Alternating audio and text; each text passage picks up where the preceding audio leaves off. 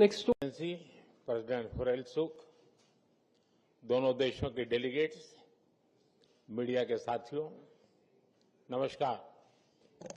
शहीन बहनों,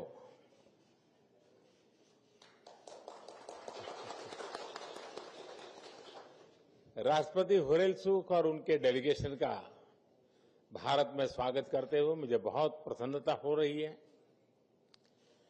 6 वर्ष के बाद मंगोलिया के राष्ट्रपति का भारत आना अपने आप में एक बहुत विशेष अवसर है और ये यात्रा तब हो रही है जब भारत और मंगोलिया अपने राजनयिक संबंधों के 70 वर्ष और स्ट्रेटेजिक पार्टनरशिप के 10 वर्ष मना रहा है। इस अवसर पर आज हमने एक ज्वाइंट पोस्टल स्टैम्प जारी किया है जो हमारी साझा विरासत, विविधता और गहरे सभ्यतागत संबंधों का प्रतीक है। साथियों, आज हमारी मुलाकात की शुरुआत एक पेड़ मां के नाम के तहत वृक्षारोपण से हुई।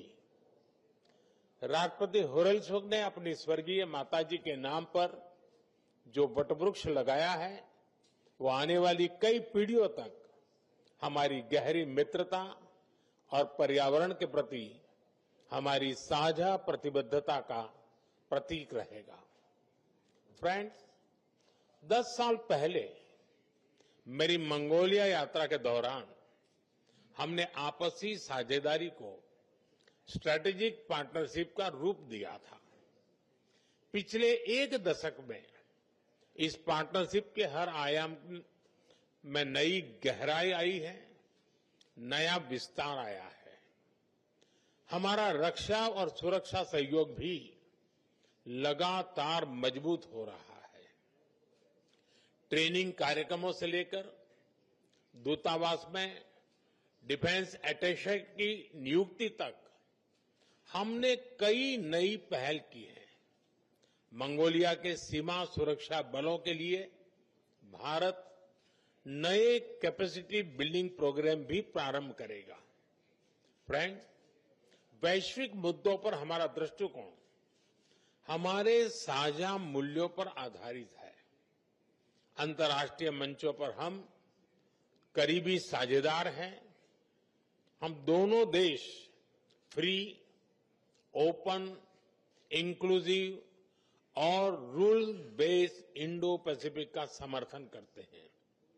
ग्लोबल साउथ की आवाज को सशक्त करने के लिए भी हम मिलकर काम करते हैं। क्यों? भारत और मंगोलिया के संबंध केवल राजनयिक नहीं है, ये हमारे बीच आत्मीय और आध्यात्मिक बंधन है।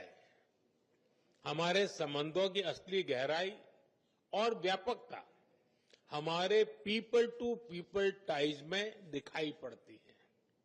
सदियों से दोनों देश बुद्धिज्म के सूत्र में बंधे हैं, जिसकी वजह से हमें स्पिरिचुअल सिबलिंग भी कहा जाता है।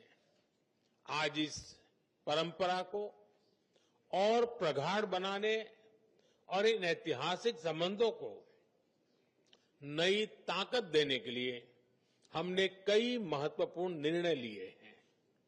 मुझे ये बताते हुए खुशी है कि अगले वर्ष भगवान बुद्ध के 2 महान शिष्य सारिपुत्र और मोदगल्यायन के होली रेलिक्स को भारत से मंगोलिया भेजा जाएगा।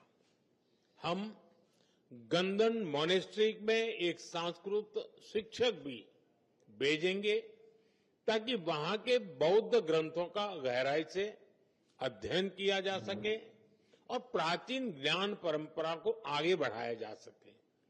हमने 1 मिलियन एंशिएंट मैन्युस्क्रिप्ट्स की डिजिटाइजेशन के प्रोजेक्ट को भी शीघ्र से ही शुरू करने का निर्णय लिया है। मंगोलिया में बौद्ध धर्म के लिए नालंदा विश्वविद्यालय की अहम भूमिका रही है।